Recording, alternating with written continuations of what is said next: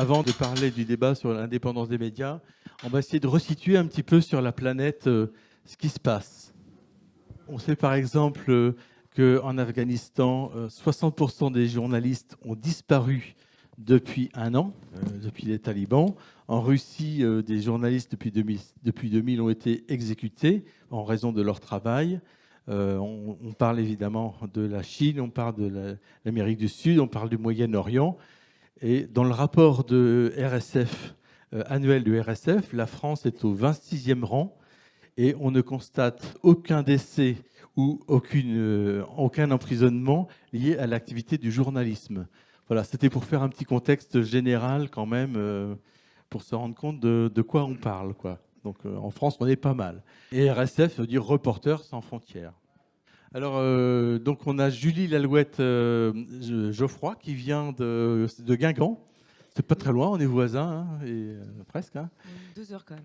Ouais, 2 heures d'autres. Mais voilà, donc vous êtes journaliste indépendante, mais vous travaillez pour Splan. Hein, on dit Splan en breton, Splan en français. Voilà. Et donc, Oui. alors Splan est une ONG de journalisme. Qui est alors indépendante, tout le monde se revendique indépendant de toute façon, hein, c'est sûr, et qui réalise des grosses enquêtes, dont une enquête de 30 pages, un gros pavé, une enquête par an en fait, hein, vous faites à peu près une enquête par an. Oui, Oui, un petit peu plus ces derniers temps, mais oui, c'est ça. ça existe depuis 2018, et voilà, et donc il y a eu en particulier une enquête sur les algues vertes qui a été réalisée, et qui a donné lieu ensuite à une BD de Inès Léraud, c'est ça, qui a été récompensée d'ailleurs par Anticor, hein, donc association anticorruption représentée par Michel Frébon. Hein, voilà. Donc en fait, vous êtes indépendant. Mais alors de quoi dépendez-vous? Moi, je pose les questions à l'envers parce que l'indépendance, c'est quelque chose de tellement compliqué comme notion qu'en posant la question à l'envers, on va peut-être mieux comprendre les choses. On est dépendant des citoyens et des lecteurs parce qu'on est financé uniquement par les dons de citoyens. Voilà. Donc, à côté, François-Xavier Lefranc, donc rédacteur, enfin, c'est même directeur des rédactions du groupe Ouest France depuis le 1er septembre. Alors, vraiment, un grand merci d'être venu aujourd'hui parce que je comprends la tâche immense de. Oui, mais de la nouvelle fonction quand même. Je crois que c'est important d'être là. Voilà, merci beaucoup. Oui, vous êtes tous venus, bien sûr, gracieusement pour cette journée, quoi. Donc, Ouest France, donc c'est le premier quotidien payant français avec 23 millions de lecteurs par jour, tout support, hein, papier et j'ai pris les infos sur le site de Ouest France. Voilà, c'est 58 rédactions. Support print et numérique. Print et numérique, ouais. Voilà, c'est ça. Et donc depuis cet été, c'est le premier site d'information numérique. En France, oui. En France. En audience, oui. Voilà, donc c'est quand même pas rien. Donc c'est 58 rédactions dans 12 départements, donc Paris. C'est 615 journalistes, et là on est loin de ce plan, n'est-ce pas? C'est 2400 correspondants, des centaines de livreurs, des diffuseurs et 29 000 annonceurs. Ouest France a-t-il une mission de service public en fait? Bien, Ouest France, je vais l'expliquer, appartient à une association à but non lucratif. C'est-à-dire qu'aujourd'hui, il n'y a pas une personne privée qui touche un centime des bénéfices que fait Ouest France. Tout est réinvesti. Et donc, la mission d'Ouest France, alors cette association, elle s'appelle Association pour le soutien des principes de la démocratie humaniste, c'est son nom. Un nom un peu long, mais qui essaie de dire des choses fortes. Elle a été créée en 1990.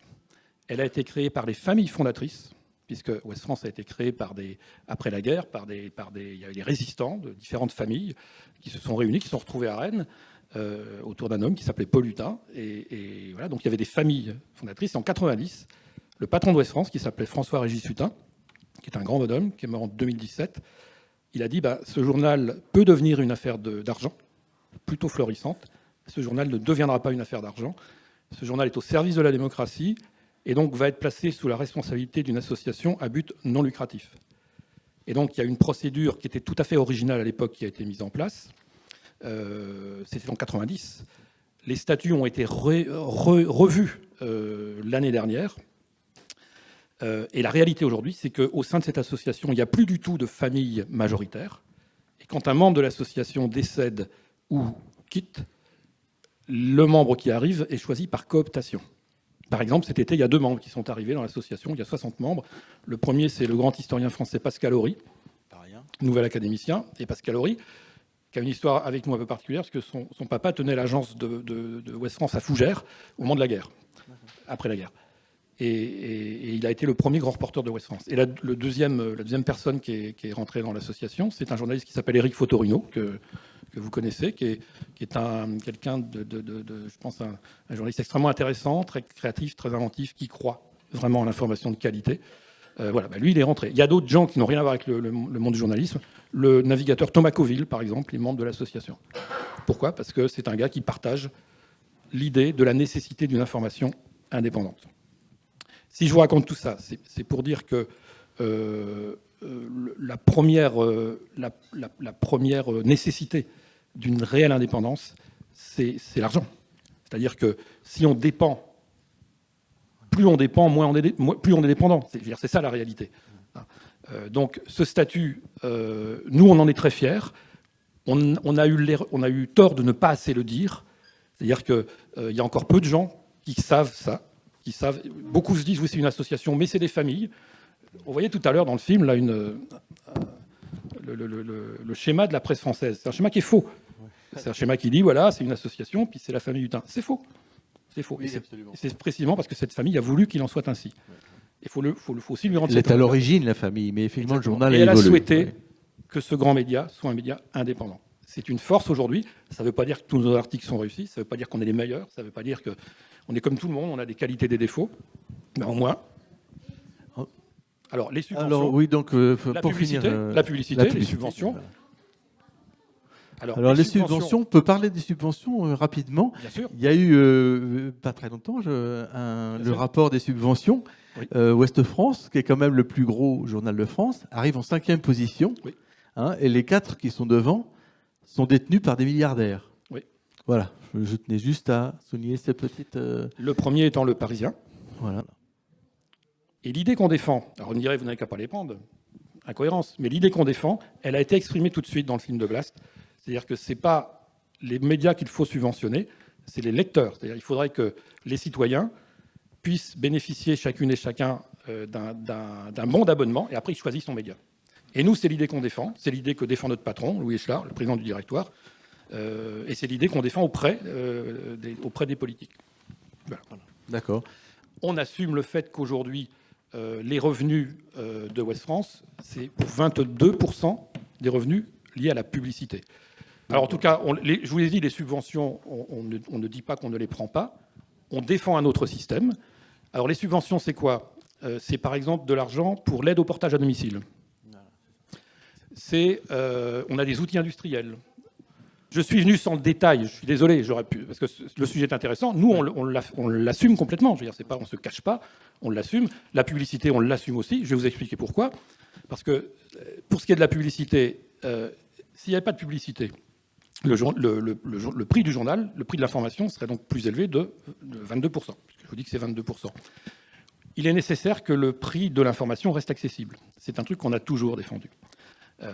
Donc on pourrait faire ce choix-là. Des médias l'ont fait. Alors, par exemple, le Canard enchaîné n'a jamais de publicité. Le Canard enchaîné, c'est 8 pages d'information chaque semaine. Ouest France, c'est 4000 pages d'information par semaine. Donc, ce n'est pas du tout la même économie. C'est une autre échelle. Et on assume, effectivement, le fait qu'il y a dans notre média de la publicité. Mais sachez aussi que la publicité, on en refuse tous les mois. Je suis patron de la rédaction d'Ouest France. Tous les mois, j'ai des publicités qui me sont soumises et qui sont refusées, et parfois sur des sujets, sur des budgets extrêmement élevés, pour des raisons de contenu. Alors, vous allez me dire que je vous sente la messe, c'est une réalité, je vous demande de me croire.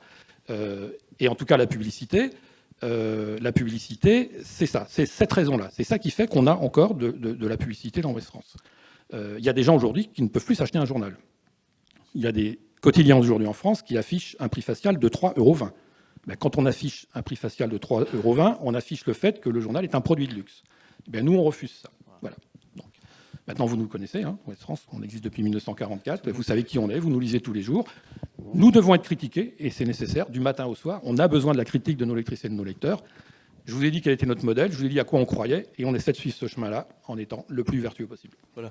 Alors, pour bien resituer le débat, à chaque niveau de journalisme, enfin, par exemple, Fabien Grasser est un journaliste indépendant. Et alors, on dit indépendant, en fait, il est quand même bien dépendant d'un employeur, vous voyez ce que je veux dire, et des lecteurs. Alors, évidemment, il y a moins de lecteurs qui lisent les articles de fond de Fabien Grasser que de lecteurs qui lisent Ouest France ou de lecteurs qui lisent Splendid. Mais ce n'est pas du tout la même chose. La notion d'indépendance est extrêmement complexe. C'est pour ça que je vous... Donc ensuite, on va voir. Alors quelqu'un qui est totalement indépendant. Donc voilà, Michel Frémont. Donc Michel Frémont, hein, totalement indépendant. Moi, je ne suis pas de total. L'indépendance, pour moi, non, je ne suis pas indépendant. Je dépends d'une grosse structure quand même. Voilà. Donc Anticorps. Alors Anticorps. Anticorps, je vais décrire Anticorps. Donc c'est, vous venez de Caen déjà, ça c'est sympa. C'est une association aussi, pareil, fondée il y a 20 ans par le juge Éric Alphen, ça vous dit quelque chose, hein, et Séverine Tessier. Voilà, pour lutter contre la corruption et rétablir l'éthique en politique. Vous n'avez aucune subvention, uniquement des dons et des cotisations. Votre ambition est de réhabiliter le rapport de confiance entre les citoyens et leurs représentants politiques et administratifs. Voilà, je n'ai pas inventé, j'ai recopié ce qui était sur le site d'Anticorps. Hein. C'est ça, hein. Oui. C'est bien ça. En fait, il y a une vingtaine de mesures qui sont préconisées pour les élus, pour développer une éthique parfaite. C'est assez complexe. Et c'est vrai que la lecture n'est pas simple, parce que les appels d'offres, etc., pour les élus, c'est pas... Ça ne concerne pas que les médias Anticorps, hein. Ça concerne tout le public. Mais concernant les médias, quand même, voilà. Concernant les médias, de toute façon, on a énormément besoin des médias. C'est dans la mesure où c'est une source d'information. Il y a deux sources d'information principales à Anticorps. Il y a les médias, c'est sûr, mais il y a aussi tous les lanceurs d'alerte. Voilà. On reçoit énormément d'alertes. On en revient là. Après, ce qui pourrait être intéressant, c'est comment on traite les alertes. Je ne sais pas si c'est le... Alors, comment protéger les lanceurs d'alerte, hein, déjà, les aider Alors, le rôle d'Anticorps, c'est déjà de pouvoir... sa puissance, c'est de pouvoir aller en justice sans être concerné directement financièrement. On n'est pas... Bolloré, vous ne craignez pas? Pardon? Vous ne craignez pas Vincent Bolloré? De toute façon, si Anticorps va en justice, il y aura suffisamment de biscuits pour ne pas craindre Bolloré. Mais, alors, au niveau du financement, vous l'avez dit tout de suite, c'est les... Alors, qu'est-ce que ça représente? Sur un département comme le Calvados, par exemple, parce que moi je suis co-référent du 14, bon, ça représente une cinquantaine d'adhérents. Bon an, mal an, entre 50 et 60. Bon, ça fait déjà une certaine force. En quoi c'est une force? Parce que ça permet un maillage de la géographique assez dense.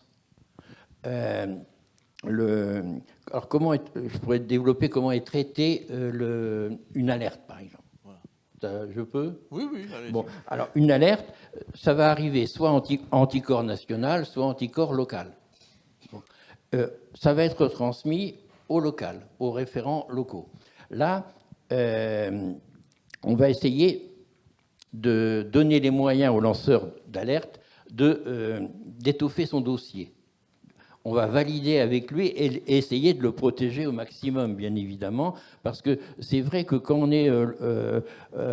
on fait une alerte dans énormément de villes, c'est très facile de se mettre à dos une partie de la population parce que les intérêts sont complexes.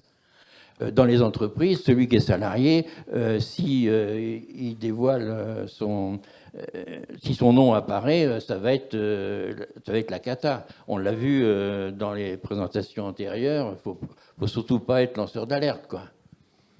Donc, alors comment on va procéder? On va aider le lanceur d'alerte à étoffer son dossier, je l'ai déjà dit, mais on va aussi l'accompagner tout au long. le protéger et on va essayer de regrouper, parce que une cinquantaine d'adhérents, ça représente une force. Dedans, il y a des compétences.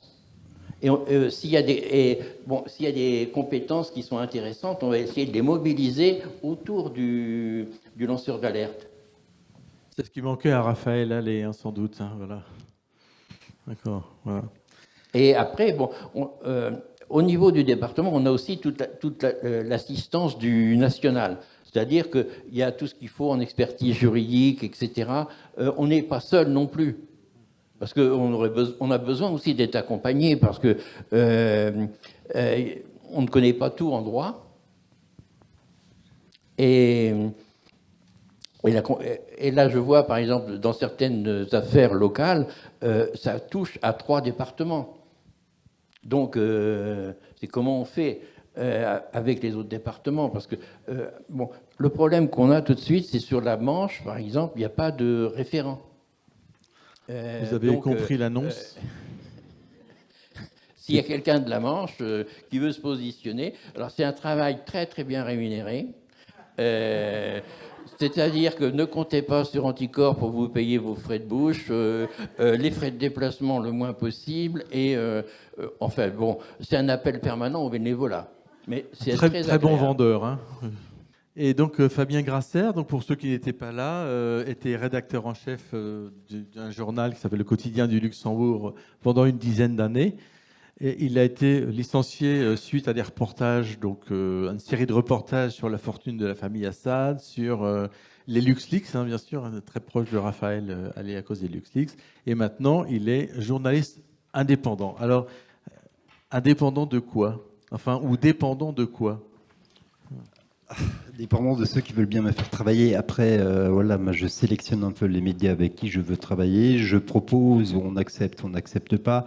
J'ai un petit groupe de presse qui me soutient de façon assez régulière et qui m'achète des papiers tous les mois. Bon, après, ce n'est pas toujours évident parce qu'en indépendant, ça veut aussi dire qu'on passe beaucoup de temps à essayer de vendre des sujets, de proposer des sujets. Et ce qui devient difficile aussi, c'est qu'après, une fois que les sujets sont publiés, on passe beaucoup de temps à être payé.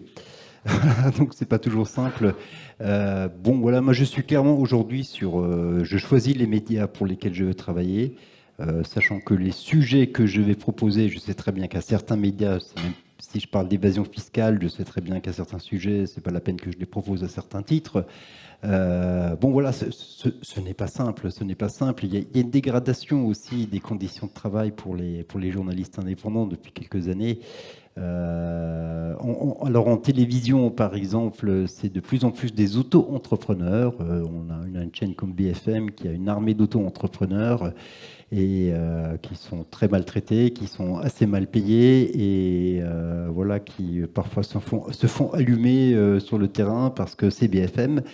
Une autre chose, c'est qu'on est de plus en plus, pour ceux qui écrivent, payés en droit d'auteur, alors que classiquement dans la presse, normalement la règle c'est de payer en salaire. Même si on travaille une demi-journée, ça s'appelle une piche salariée. Et ma foi, ça devient assez compliqué, hein, parce que les journaux, évidemment, préfèrent payer en droit d'auteur, c'est beaucoup moins lourd.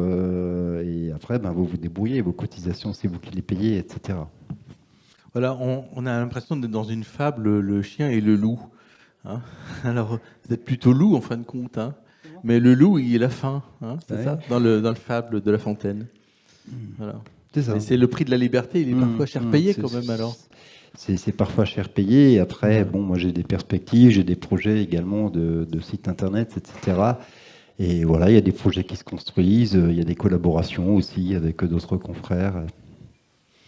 Voilà, bon, très bien. Vous voyez que quand on parle d'indépendance d'un média, eh bien, il y a beaucoup de sujets. Il y a autant de sujets que de cas. Une agence de presse, un gros journal ou un indépendant, eh bien, la notion d'indépendance est tout à fait compliquée. On vous laissera juge d'ailleurs de penser ce que vous voulez après, mais on a besoin d'explications. Voilà. Il y a une dépendance dont on n'a pas parlé, qui a été très bien évoquée dans le reportage de Blast. C'est la dépendance à Google, c'est la dépendance à Facebook, c'est la dépendance aux réseaux sociaux. Google, qui aujourd'hui au niveau mondial devient un acteur majeur de la diffusion de l'information. Google, en 2021, c'est 257 milliards de chiffre d'affaires et 76 milliards de bénéfices nets. c'est une machine à fric, et de plus en plus de médias dépendent de Google. Ce qui est en train de se passer est extrêmement grave. Il y a même des grands médias qui ont confié leur abonnement à Google.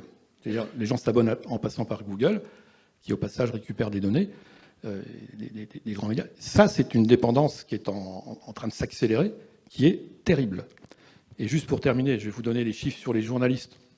Enfin, parce que ce mécanisme-là qui est en route, c'est une machine infernale. Aux États-Unis, en 2008, il y avait 71 000 journalistes. 10 ans plus tard, il y en avait 30 000 de moins. En France, on est aujourd'hui à 34 000. On était à 37 000 il y a 7-8 ans. Et dans les 34 000, je rejoins ce qui vient d'être dit, un certain nombre sont en situation très précaire, des journalistes indépendants qui ont peu de revenus, journalistes avec le statut d'auto-entrepreneur. Et c'est scandaleux que des entreprises utilisent ça. Moi, je le dis clairement, c'est un véritable scandale. Ça devrait être. Enfin, je trouve qu'il faut le condamner. Voilà. Donc, nous là-dessus, on a eu pendant longtemps, ça nous a été reproché, un certain nombre de journalistes qui étaient en CDD. C'est vrai, et on a travaillé là-dessus. Et on a un plan d'embauche de jeunes journalistes en contrat à durée indéterminée qui concerne 230 journalistes en 6 ans. Voilà. Et ce plan est en cours. Voilà. Et évidemment, en poste en contrat à durée indéterminée. Voilà. Donc, si je dis ça, c'est parce que notre métier est en train de s'effondrer économiquement. Heureusement, il y a des gens qui se battent, il y a des gens qui inventent, il y a des gens courageux qui, parfois seuls, parfois à quelques-uns, et moi je trouve ça très bien, essaient de faire exister le métier, d'inventer une nouvelle façon de faire ce métier. Et il faut s'en féliciter parce que quand on voit le nombre de journalistes aux États-Unis, en France, et puis en France c'est parti, ça fera pareil, c'est extrêmement inquiétant. Voilà. Et dans 15 ans, malheureusement, on ne parlera plus des subventions, on parlera du temps où il y avait des médias qui vivaient encore. Et je pense qu'il faut qu'on soit tous bien conscients de ça. Oui, je voudrais juste rebondir sur cette question de l'indépendance et donc sur la rémunération des journalistes. Parce qu'il y a une ambiguïté sur les mots. Quand on dit journaliste indépendant, en réalité, c'est plutôt un journaliste rémunéré à la pige et donc en salaire. Et être payé en facture ou en droit d'auteur, c'est pas que c'est pas bien, c'est que c'est illégal. Et c'est la loi Cressard, qui encadre cela pour que les journalistes soient payés en salaire, qui est un moyen de garantir justement leur indépendance. Parce que si on est payé en facture, demain, je te reprends pas et c'est fini. Alors qu'en salaire, ça veut dire licenciement, etc. Et donc ça, pour le coup, c'est dans la loi. C'est en train d'être détricoté à force, et ça, c'est la création du statut d'auto-entrepreneur, etc. Mais c'est écrit dans la loi et c'est une garantie d'indépendance individuelle, là, en tant que salarié, qui existe dans la loi. Oui, alors donc il faut signaler quand même que toutes les enquêtes, tout ça, vous êtes payé au tarif normal, enfin tarif de journaliste, même si c'est un travail qui dure 6 mois. Donc ça coûte cher les enquêtes. Ah bah oui, ça coûte cher, ça prend du temps, donc oui, tout à fait, ça coûte cher. C'est peut-être pour ça qu'il n'y en a pas tant que ça d'ailleurs. Voilà. Donc on a dit une chose aussi, qu'on n'a pas dit une chose d'ailleurs, c'est la diffusion des articles de Splend. Alors où est-ce qu'on les trouve? Parce que c'est ça, une toute petite agence de presse, enfin, où est-ce qu'on vous lit, quoi? Alors déjà, quand les enquêtes sont terminées, elles sont publiées sur le site de Splend, déjà, tout simplement, qui est un média, dans le sens, un canal de diffusion. Et vu qu'on s'inscrit dans la logique d'un journalisme d'impact, c'est-à-dire que le but, c'est que le travail soit diffusé le plus largement possible et qu'il puisse être lu, d'où le fait de travailler avec des médias partenaires. Donc à chaque enquête, on va voir des médias pour leur proposer des partenariats. Donc par exemple, on a eu des partenariats avec, je vous le fais de mémoire là, mais je sais qu'il y en a qui sont sur leur téléphone qui pourront vérifier si je dis une bêtise. On est en partenariat avec Mediapart, avec France 3, avec Dispac, Peuple Breton, Radio Braise, Actu.fr, et je crois n'avoir oublié personne. Donc là, ce sont des médias qui publient les différentes enquêtes, les volets sur leurs propres médias. Et après, il peut y avoir un type de partenariat en invitant, par exemple, le ou la journaliste qui a réalisé l'enquête en plateau, par exemple. Donc voilà, et du coup, ça permet de diffuser un maximum les enquêtes et qu'elles soient lues au maximum.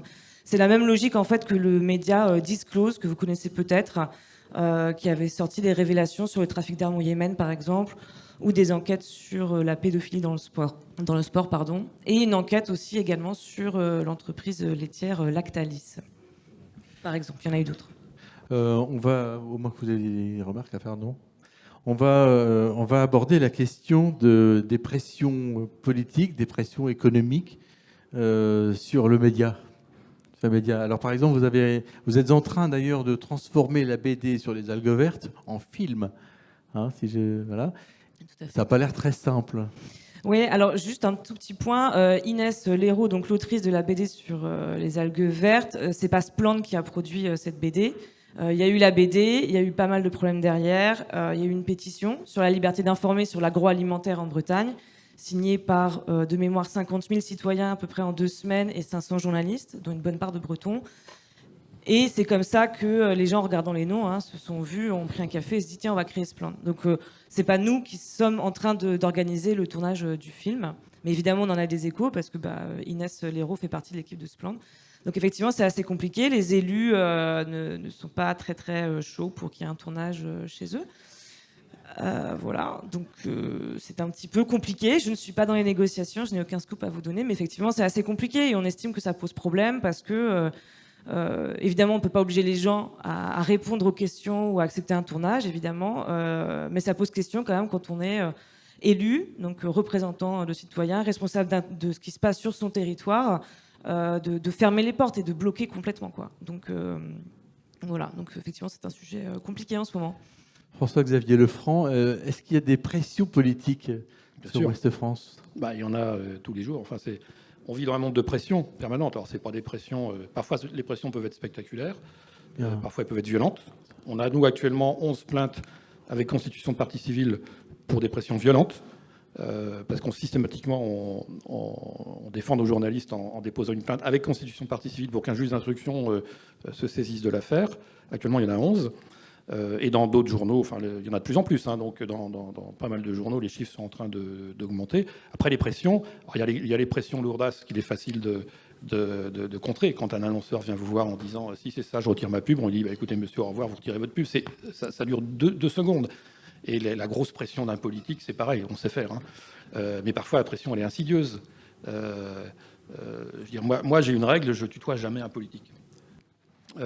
Les politiques, alors moi j'ai rien contre les politiques, ils sont élus et puis on est en démocratie, bon, mais évidemment les politiques, leur opposition, tous ceux qui participent à la vie politique ont envie à un moment donné que le journaliste, quel qu'il soit, écrive plutôt dans leur sens. Donc ça peut aussi être très insidieux. Il faut être très vigilant. Il faut garder une saine distance. Moi je suis souvent sidéré, je le dis, je ne veux pas généraliser, mais quand je vois les proximités entre les journalistes et le monde politique, notamment à Paris, à chaque fois, j'en suis... Il n'y a pas qu'à Paris, mais notamment à Paris. Et moi, je mets un point d'honneur, et on invite nos équipes à mettre un point d'honneur, à garder une saine distance. On ne se tutoie pas. On n'est pas... on se vous voit, on se croise, chacun chez soi. Moi, le week-end, je ne fréquente pas il faut garder une saine distance. C'est comme ça.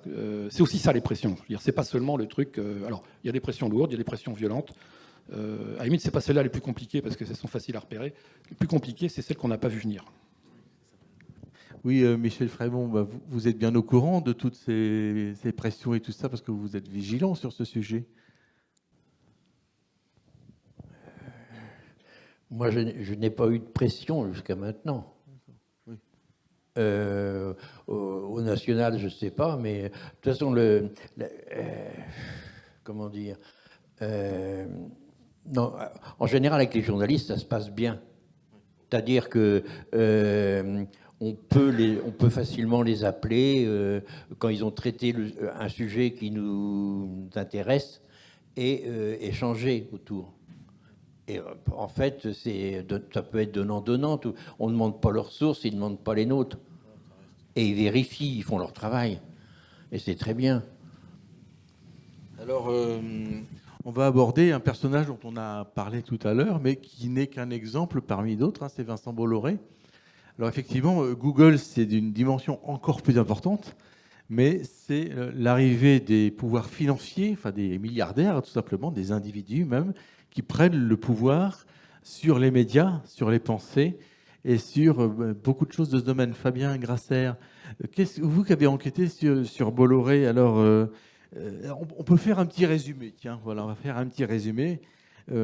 Bolloré, c'est par exemple Europe 1, grève Europe 1 au mois de juin, on n'avait jamais vu ça, remplacement du rédacteur en chef. Canal+, suppression des émissions Les Guignols et puis une émission d'investigation. Paris Match, donc Vincent Bolloré a imposé la couverture d'un journal avec le cardinal Sarah, qui est un conservateur inconnu par ailleurs, et contre l'avis de la rédaction. La rédaction s'est mobilisée. Le rédacteur Bruno Jeudi a été licencié il y a 3 semaines, un mois. Hein, oui. Voilà. Dernière actualité, pour dire qu'il est riche d'actualités, mais c'est quand même important. Il y a par exemple la rédaction de Paris Match a fait un gros dossier sur Valérie Pécresse, voilà, qui a été censuré. Fabien Grasser, pourquoi il était censuré Visiblement, c'est la proximité entre Bolloré et Sarkozy, parce qu'il a balancé pas mal sur Sarkozy, si j'ai bien compris, c'est ça. Après, je ne connais pas le détail. Bon, si on parle de Bolloré, on parle des médias d'information, et j'aimerais juste parler de ça, qui est le fait que Bolloré, on va pas parler juste d'information, mais de médias au sens large. En mettant la main sur Canal+, Bolloré met aussi la main sur une partie du cinéma français, puisque c'est un gros producteur de cinéma.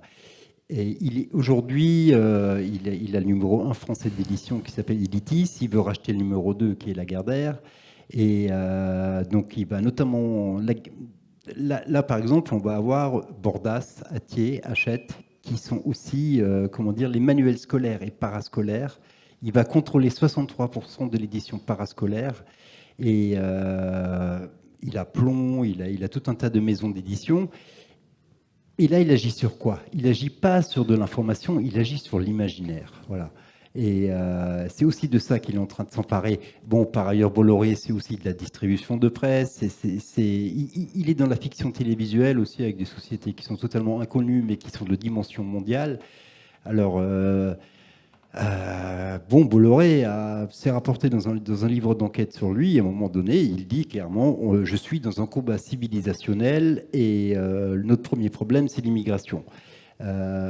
Donc, en mettant la main sur tous ces médias, c'est sa façon de voir. Est-ce qu'il va l'imprimer à tous ces médias, y compris au cinéma, y compris à la littérature? Et j'aimerais juste résumer ça par une formule. On voit bien qu'aujourd'hui, la culture américaine s'est imposée au monde entier, et elle s'est beaucoup moins imposée par CNN ou le New York Times que par Hollywood. Voilà. Et c'est ça qui a imposé la culture américaine au monde. Et c'est là qu'il y a un réel danger également avec Bolloré, quoi. Et donc il n'y a pas que Bolloré, hein, monsieur. Il y a tous les autres milliardaires. Il y a Arnaud, première fortune mondiale, première fortune française, troisième fortune mondiale. Il y a Drahi, il y a Niel, Berger, etc. Bon, à les entendre, bon, je pense qu'il y a une double motivation, c'est que ces gens-là veulent toujours faire de l'argent, quoi. Ils veulent faire du fric. Bolloré dit aussi la priorité pour moi, c'est les intérêts de l'entreprise. Et les intérêts de l'entreprise passent avant l'information. Et là, je voudrais juste rebondir à ce qu'on a vu dans le documentaire avant, c'est que l'information n'a pas à être au service d'une cause, de quoi que ce soit, c'est une valeur en soi. La liberté d'expression est une valeur en soi. Et ça, il faut le respecter. Ensuite, tous ces milliardaires qui achètent, donc il y a une commission d'enquête là, du Sénat il n'y a pas longtemps, donc ils sont tous venus expliquer qu'ils achetaient des médias pour les sauver, pour la démocratie, enfin ils sont très généreux. À mon sens, ils achètent surtout des médias pour maintenir l'ordre social et politique en place, tout simplement, quoi. C'est-à-dire qu'il est le leur, quoi. C'est d'obtenir un statu quo sur l'ordre social et politique. Et si on regarde un peu l'histoire des médias aux États-Unis, on vit depuis une dizaine d'années en France ce que les États-Unis ont vécu au début des années 80 avec l'arrivée de Reagan au pouvoir, où effectivement aussi ce sont des gros groupes industriels, financiers qui mettent la main sur les médias. Le dernier en date, c'est la Provence à Marseille, dont on a appris il y a 10 jours qu'elle a été rachetée par M. Saadé, qui est le patron de CMA-CGM, qui est un grand transporteur maritime, et qui rachète la Provence. C'était lui ou Xavier Niel, c'est lui qui l'a eu. Voilà, donc c'est un épisode de plus dans ce... Alors Michel Frémont, ça pose une question quand même extrêmement importante, c'est-à-dire que tous ces gens de pouvoir n'ont pas été élus. Alors ça pose une question démocratique extrêmement importante quand même. Qu'est-ce que Anticor J'ai oublié de signaler un fait tout de suite, c'est au niveau des pressions. Par exemple, le renouvellement de l'autorisation d'aller en justice pour Anticor a mis des mois, plus de 6 mois cette fois-ci. Et je pense que le gouvernement essayait de ne pas renouveler cet accord, que c'est juste un décret, c'est facile, mais ils ont dû chercher tous les biais pour ne pas que ça se fasse. Voilà. Il y a par exemple eu, donc je vous pose la question à tous, la loi sur le secret des affaires. Alors voilà, quel est votre point de vue, Julie, par exemple? Si vous- Ça pose quelques problèmes, évidemment, pour l'accès à l'information et pouvoir continuer à documenter les enquêtes. Enfin, pour le Voilà. coup, à ce plan, on n'y a pas été confronté directement, mais effectivement, dans le paysage français et probablement francophone, il y en a déjà qui ont été confrontés à ça, quoi. Et l'accès aux documents, même plus largement, enfin, on voit que il y a les entreprises qui peuvent bloquer, mais on voit aussi que c'est aussi des institutions publiques qui bloquent l'accès à des documents qui sont censés être publics, quoi. Donc on voit bien qu'il y a un resserrement du champ et une domination en fait de vouloir maîtriser l'information et la communication. Et on voit bien que la communication prend quand même beaucoup de place par rapport à l'information. D'ailleurs, il suffit de regarder le nombre de personnes dont le métier, enfin de gens qui travaillent dans la communication par rapport aux gens qui sont dans le journalisme. De mémoire, on est sur un rapport de 1 à 5. Hein. Donc voilà. Il y a moins de journalistes, comme disait François-Xavier Lefranc, mais plus de communicants. Oui, Hein, tout à c'est fait. ça. Hein. Et il y a de moins en moins de journalistes. Et on a Ouais. évoqué la question des conditions de travail. Donc forcément, ça se dégrade. Et Alors, comme ça a été dit, la question de l'information est essentielle pour nos démocraties, pour que chaque citoyen puisse se faire... C'était très bien dit dans la vidéo, qu'il y ait une pluralité pour que chacun puisse se forger son opinion et agir voilà, à sa guise et en conscience, quoi. D'accord. Oui, sur la loi secret des affaires, on est exactement sur le même cas que les lanceurs d'alerte. Tout ça part d'une directive européenne voilà, qui impose donc une loi, une transposition de cette directive dans les lois nationales. Alors, en fait, il y a eu une tension dans l'élaboration de cette directive et puis de ces lois par la suite. C'est-à-dire les journalistes, les ONG, la société civile voulait limiter le secret des affaires uniquement dans les cas de conflits concurrentiels. C'est-à-dire, voilà, c'est une entreprise, quelqu'un d'une boîte qui va balancer à l'autre boîte des infos confidentielles sur la boîte. Or, voilà, ce n'est pas ce qui s'est passé. Elle est très large d'interprétation, c'est-à-dire qu'on peut très bien, non seulement poursuivre un journaliste ou une ONG qui donne une information d'intérêt général, c'est-à-dire voilà, qui nous concerne tous, et ils peuvent très bien être non seulement poursuivis, mais ils peuvent même agir en amont, c'est-à-dire dès le moment où ils sont informés que quelqu'un va donner une information sur leur entreprise, ils peuvent bloquer la diffusion de l'information en amont. Voilà. Cette loi sur le secret des affaires, elle permet cela. Alors, Élise Lucet était invitée à venir aujourd'hui. Malheureusement, elle n'a pas pu venir à cause de son activité un peu débordante. C'était pour une raison d'ailleurs, mais enfin bon, voilà. Mais elle aurait posé la question de la suppression de la redevance, par exemple. Qu'est-ce que quelqu'un... juste pour l'évoquer, c'est quand même important d'évoquer cette chose. Michel Frémont, vous en pensez quelque chose? Non. Mais je pense que sur le secret des affaires, par contre, il y a aussi des choses, c'est qu'il y a des tas de comptes d'entreprises qui ne sont pas publiés. Par exemple, quand on examine la déclaration d'intérêt d'élus, on s'aperçoit qu'ils sont administrateurs de sociétés avec des très forts budgets, mais on ne peut pas aller fouiller dans le budget parce que le budget n'est pas publié, il n'est pas déposé. C'est totalement illégal. Mais il n'y a personne pour faire appliquer la légalité à ces entreprises-là. Donc on ne sait pas. On voit des sénateurs, par exemple, quand on fouille, on tombe sur des problèmes. Alors pourtant, Fabien Grassard, vous dites qu'on a quand même accès à plus d'informations maintenant. Oui. Par exemple, sur les trajets en jet privé, des milliardaires. Voilà. Alors, par exemple, François-Xavier Lefranc, vous avez écrit un très bel éditorial. Donc, il y a, comment dire, un engagement. Est-ce que Ouest France est un journal engagé avec cet éditorial? Oui. Alors, on a un certain nombre d'engagements. Sur la question climatique, on a une très grosse réflexion en interne parce qu'on pense qu'il faut prendre ça à bras-le-corps et qu'on doit aller beaucoup plus loin. Que ça doit se traduire par un engagement éditorial et par de l'investissement journalistique. Donc on aura l'occasion d'en parler à nos lecteurs prochainement. L'engagement pour l'accès au plus grand nombre à l'information, ça se traduit très concrètement. Par exemple, dans l'Ouest, tous les gens qui sont en prison reçoivent le journal gratuitement tous les matins. C'est un choix qu'on a fait. Alors, en fait, donc il y a une vingtaine d'établissements pénitentiaires où l'on porte 3200 journaux tous les jours. Ça nous coûte à peu près 260 000 €. C'est une dépense qu'on assume parce qu'on estime que le début de la réinsertion, ça passe par l'accès à l'information. On fait la même action auprès d'associations qui ont des lieux d'accueil de personnes en grande précarité, qui ne peuvent évidemment pas s'acheter de journaux. Et donc, quand il y a un lieu d'accueil, on a développé ça sur l'agglomération rennaise pour faire un test, pour voir un peu comment on pouvait organiser ça. Et on veut le développer. On pense que dans chaque lieu qui accueille des personnes en grande précarité, l'information doit être là et doit être accessible. Donc ça, c'est un engagement. On peut se le permettre. On n'a pas effectivement d'annonceur, d'actionnaire, j'ai même oublié le mot, qui à la fin de l'année va nous dire ramener un peu plus d'argent. Mais ça, c'est un engagement fort. Bon, le journal a eu des engagements sur l'Europe contre la peine de mort il y a longtemps. Voilà. Mais l'engagement, aujourd'hui, il est réfléchi. Enfin, quand un média comme le nôtre doit s'engager, ça doit être porté à tous les niveaux. Il faut que ce soit discuté dans la rédaction. C'est-à-dire, c'est pas un chef qui arrive en disant tiens, voilà, maintenant on va s'engager pour ça, puis les petits amis vous suivez comme des. Non, il faut en discuter.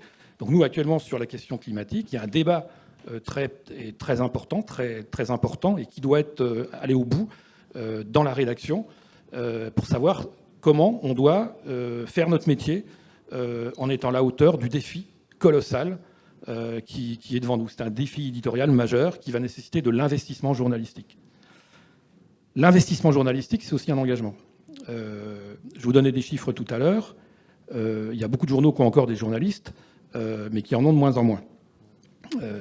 Alors, dans le modèle économique, la publicité avait un rôle important dans un certain nombre de médias. La publicité, elle part à jet continu vers Google, Facebook, Amazon. Je cite les trois premiers. Et donc, il y a des médias qui se sont retrouvés serrés et qui donc ont taillé dans leurs effectifs. Et donc, ils vont faire de moins en moins d'investissements journalistiques. Au moment où leurs ventes baissent, ils vont faire de moins en moins d'investissements journalistiques. Ça s'appelle une descente en vrille, et ça finira mal. Donc, l'investissement journalistique, c'est de se dire, il faut qu'on aille plus loin. Il nous faudrait plus de journalistes, c'est vrai. Il faut qu'on fasse plus d'enquêtes, plus d'investigations.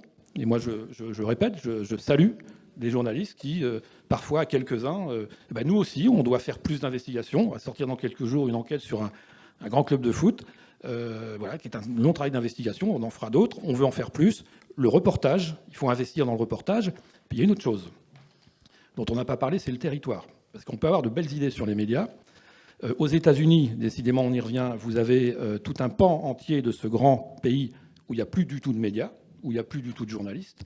En France, dans les territoires d'outre-mer, dont souvent beaucoup de gens se foutent complètement, on a failli ne plus avoir du tout de médias locaux.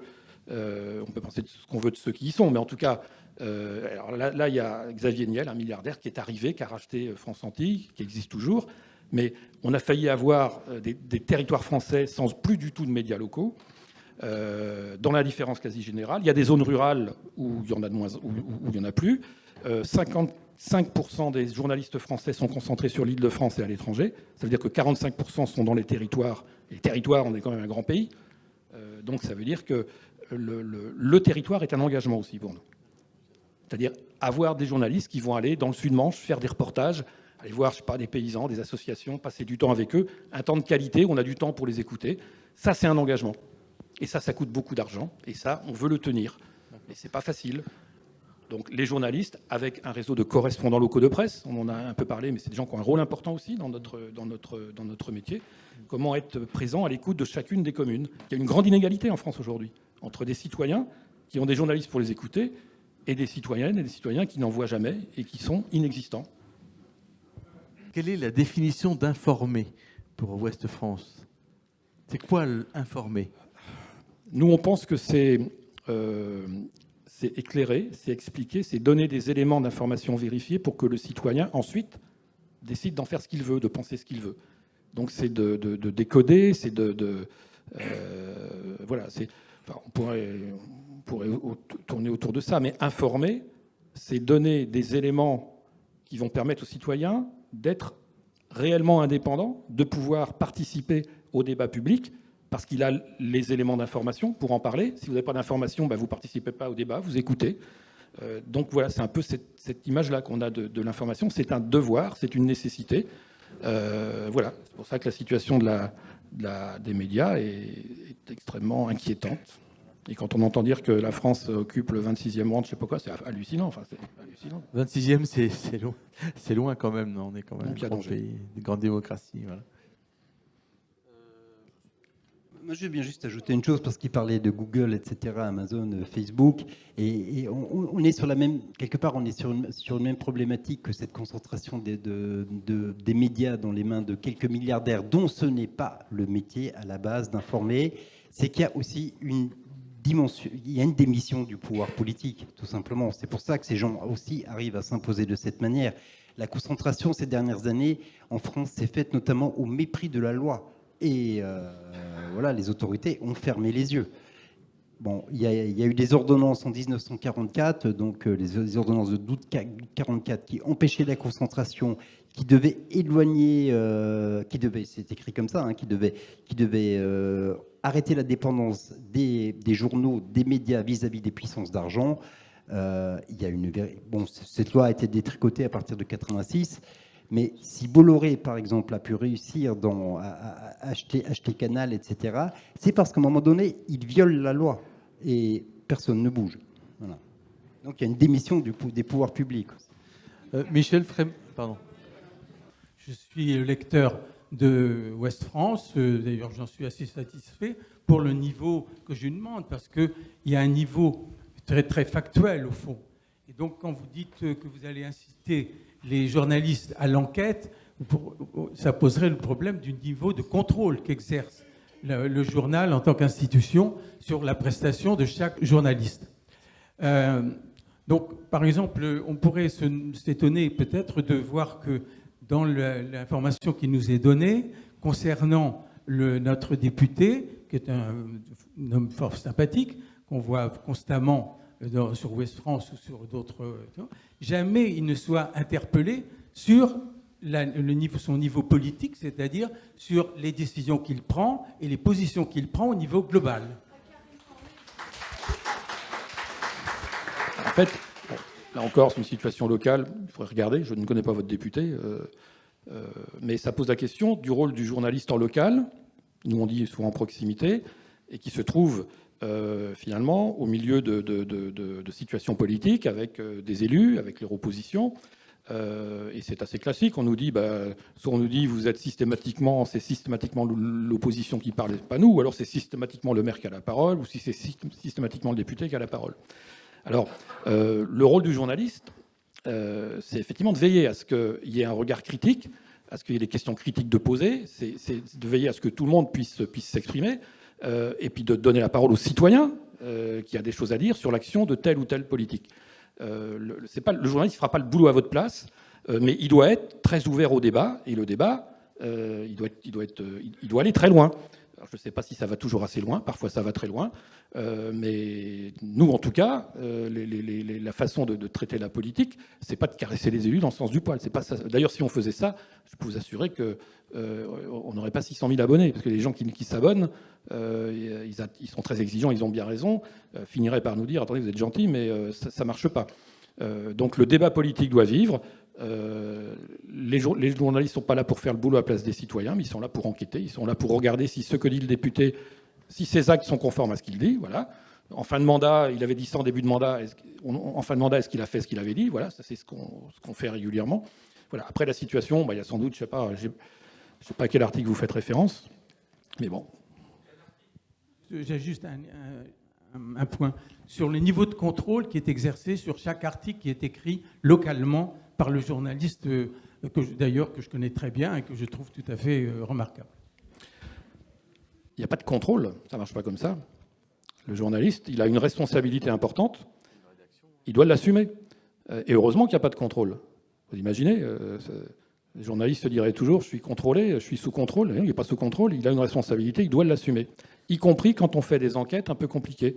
Il y a 15 jours, on était sur un sujet extrêmement sensible. Donc j'avais été informé qu'on faisait ce sujet-là parce qu'il y avait risque de procès derrière et tout.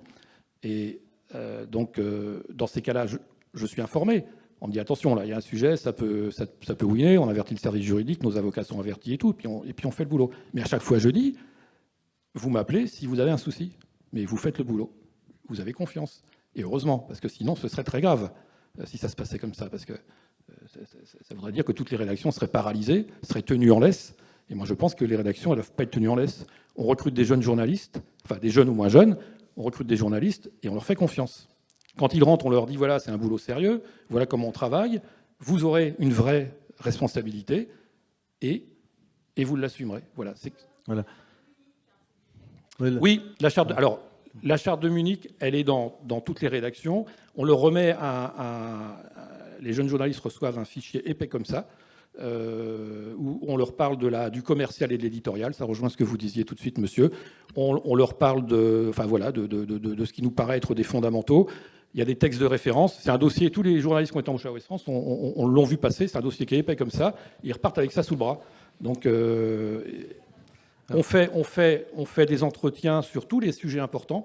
Tout ce qui s'est dit dans de très beaux reportages de Blas tout à l'heure, journalisme, militantisme, ça c'est, il y a plein d'échanges là-dessus dans les rédactions, parce que c'est un vrai sujet. Voilà, comment faire des enquêtes, comment ne pas céder aux pressions, l'embauche d'un journaliste, c'est un truc sérieux, on y passe du temps, et on remet des documents de référence. Julie Lalouette-Geoffroy. Oui, je voulais réagir effectivement à la charte de Munich. Donc là, en fait, on parle de déontologie. Et ce que vous exprimez, c'est une forme, c'est pas une forme, c'est une défiance envers les médias et les journalistes et qui s'entend carrément. Et c'est vrai que par exemple, cette charte de Munich, il y en a plusieurs, des chartes de déontologie. Elles existent, elles sont rédigées, mais de fait, quand on est étudiant en journalisme, on est censé l'avoir déjà lu. Quand on va chez Ouest France, on repart avec son dossier sous le bras. Mais c'est vrai qu'on ne le signe pas, on ne prête pas serment. Et quand on ne la respecte pas, il ne se passe pas grand-chose. Concrètement, c'est quand même ça. C'est par exemple pour cette raison-là que le CDJM, le Conseil de déontologie sur l'information et... il y a un petit M que j'ai oublié, a été créé il y a à peu près 2 ans pour essayer d'amener un regard aussi, pour essayer de pouvoir être plus transparent sur la profession et sur la manière de travailler.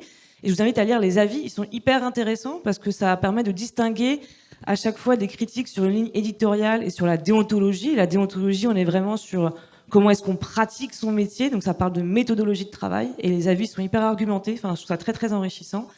Et je voulais rebondir sur la question... sur le contrôle entre rédaction et journaliste. Je n'utiliserai pas le terme de contrôle, mais par exemple, à Splendide, le journaliste, il ne travaille pas tout seul et il écrit son truc et hop, là, c'est parti. Au contraire, on est vraiment dans une logique collective, c'est-à-dire que là, les dernières enquêtes, c'est 2 personnes qui travaillent ensemble. Il y a 2 autres personnes, membres du comité éditorial de Splendide, qui sont un peu les rédacteurs en chef, c'est-à-dire le regard un peu extérieur, ils n'ont pas le nez dedans, parce que quand on a le nez dedans, on a du mal à avoir du recul sur ce qu'on fait, surtout quand ça dure longtemps. Donc il y a 2 personnes extérieures avec qui on relit, on échange, etc. Et avant de publier, on relit toutes les phrases, on dit une phrase, un fait, une source, etc., etc., etc. Donc c'est un peu laborieux, je vous le cache pas, mais c'est intéressant sur le fond. Et pour le coup, c'est cette dimension collective, je pense, qui peut amener beaucoup de qualité et de regard justement critique et constructif sur les papiers et les enquêtes. Et je pense que c'est ça aussi qui fait l'intérêt d'une rédaction de manière générale. Alors je voulais quand même signaler à tous les spectateurs que vous pouvez lire toutes les enquêtes gratuitement sur Splendide. Parce que la lecture est gratuite, c'est votre... Oui, alors tant qu'on en est sur la pause publicitaire, tout est gratuit, mais il y a les petits livrets que nous avons imprimés sur notre première enquête pour la maudite somme de 10 € en français et en breton, car nous sommes un média bilingue, et nous vivons grâce aux citoyens, donc vous pouvez faire un don mensualisé de préférence pour des sommes faramineuses, déductibles des impôts à hauteur de 60%. Voilà, J'arrête pour la pub.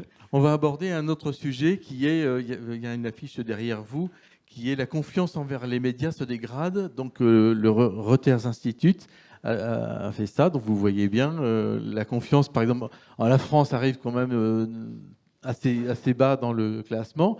Et vous voyez qu'entre 2018 et 2020, on est passé de 35 à 23% de confiance envers les médias. C'est quand même, vous voyez, ça pose une question très importante. Je pense qu'après le Covid, on est plus bas, à mon avis.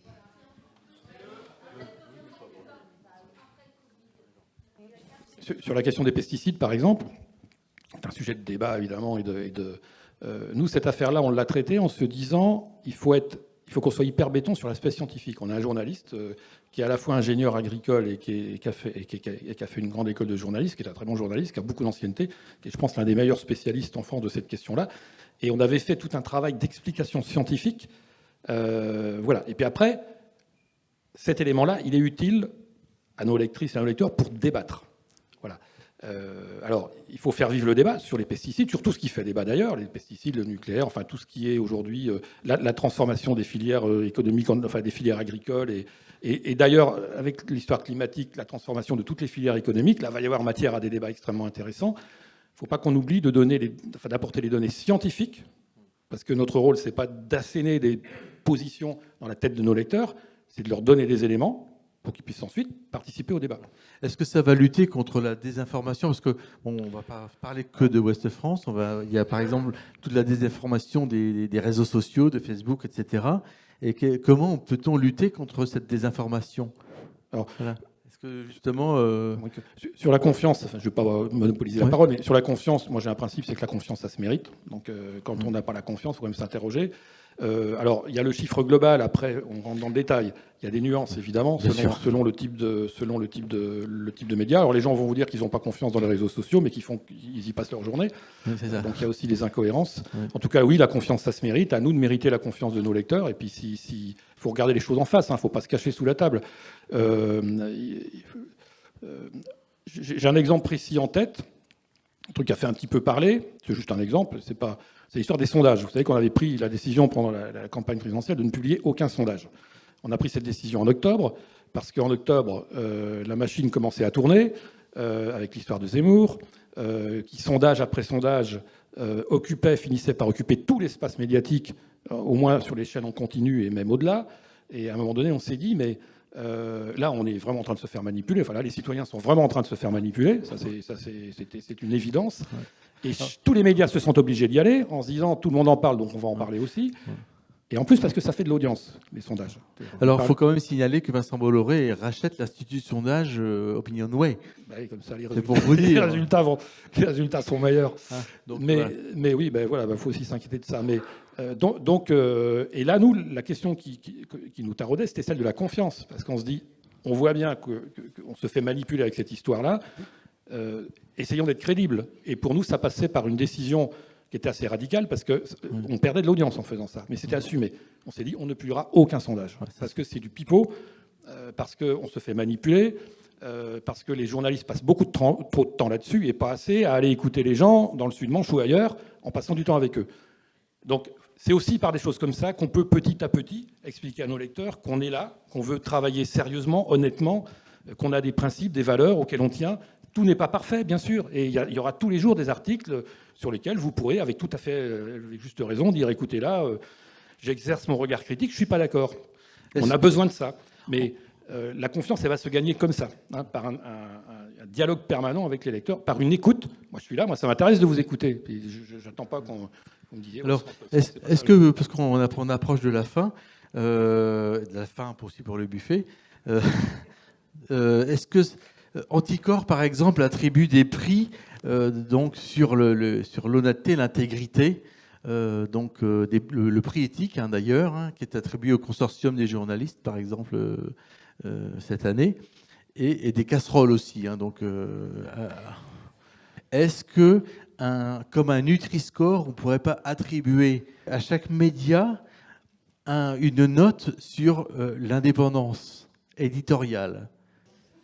François-Xavier ? Non, on peut voir la chose différemment en se disant que si on a envie d'avoir des médias de qualité, qui font du journalisme de qualité, la meilleure façon de les aider, c'est de s'abonner. Je ne parle pas d'Ouest France, mais de s'abonner. Si on aime ce que fait Span, voilà, il faut prendre l'enveloppe et il faut y aller. Il faut s'abonner. Et c'est comme ça que les médias, qu'on garantira l'indépendance des médias. Le jour où le modèle économique, ce sera l'abonnement des lecteurs, je pense qu'on aura fait du chemin.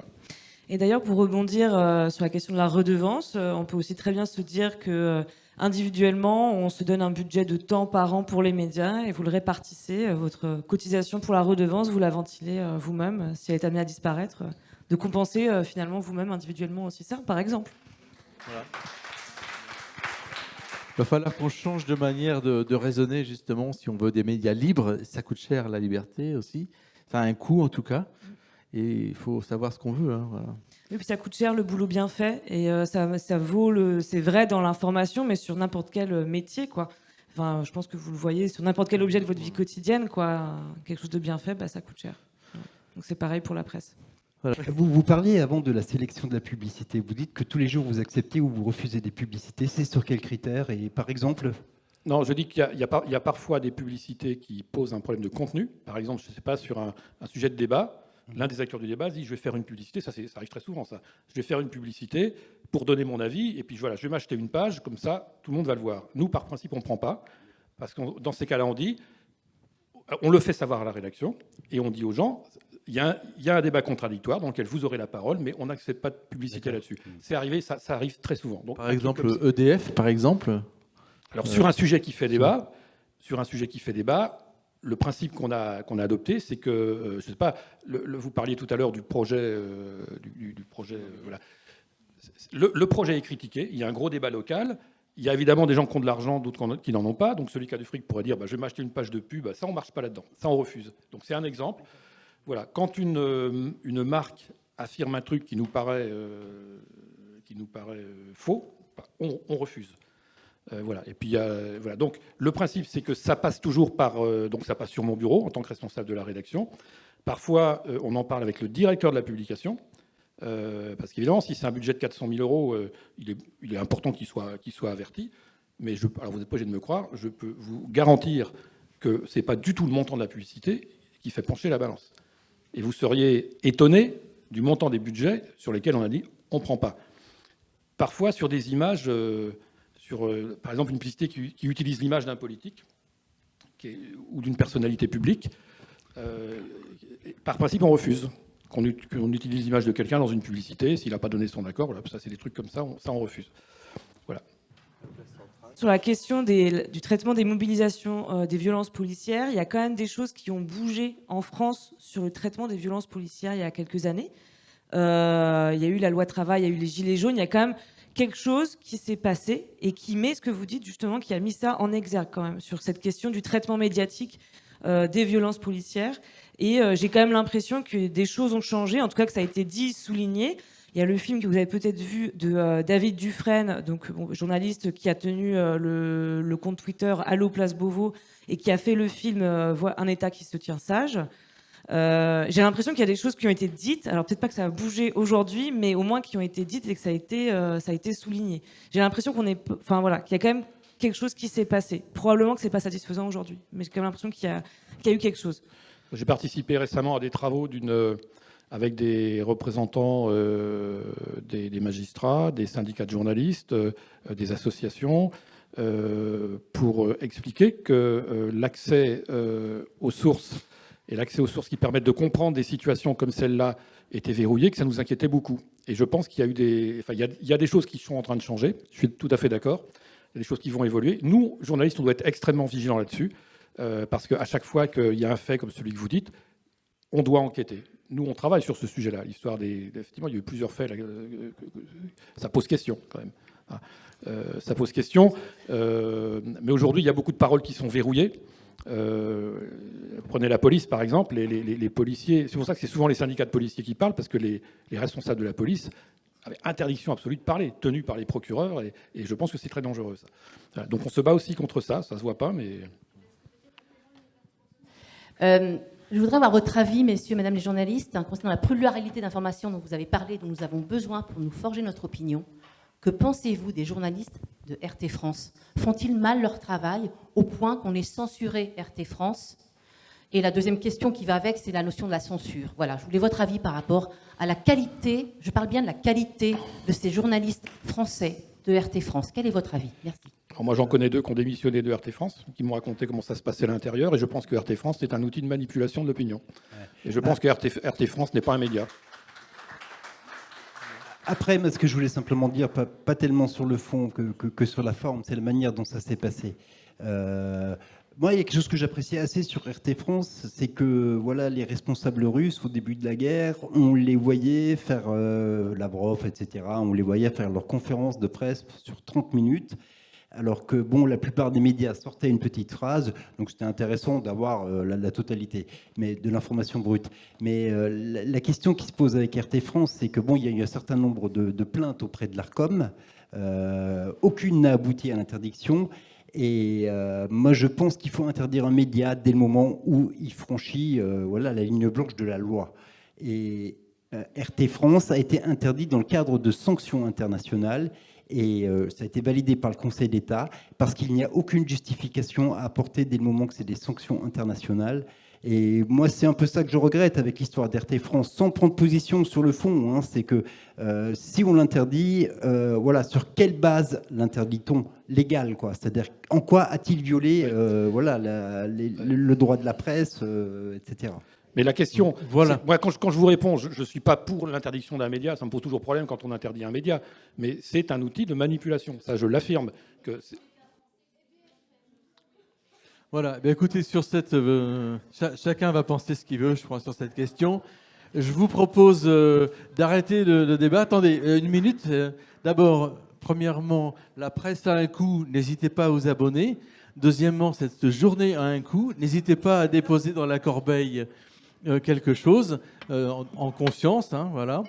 Et troisièmement, rendez-vous à 20h30 pour le spectacle de Alino proposé par Slam Va Bien. Et enfin, dernièrement, eh bien, on va passer à discuter, continuer le débat comme ça, mais autour de table. Et merci aux organisateurs de cette journée. On peut les applaudir, je crois. Merci.